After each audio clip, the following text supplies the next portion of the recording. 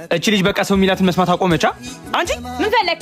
ወዴት ልትሄጂ ነው? አንተን አይመለከትህም። አሁን በጸባይ አይደል እንደ ጠየቅኩሽ? ምን አለ በጸባይ ብትመልሺ? በስነ ስርዓት ስትጠይቅ እኮ ነው የሚመለስልህ።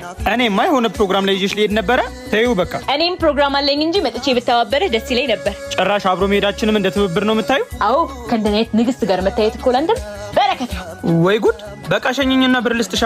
የምርህ ነው?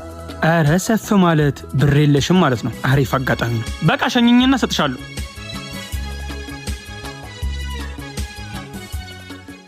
ይኸውልህ አጉል የምትጃጃለው ነገር አለ። እዛ ከደረስን በኋላ ብሬ ላይ ምናምን ብትል አልሰማህም። እሺ ችግር የለውም። ለሱ ለቃሌ ታማኝ ነው። እና ያለን አትስጠኝና አልሰጥም ብልሽስ? ወንድሜ አይደለ ትሰጠኛለህ። ይሻልሻል። በቃ ጀለሶች ጋር ደርሻለሁ። መመለስ ትችያለሽ። ብሬስ ኦ ይኸው ምንድናት?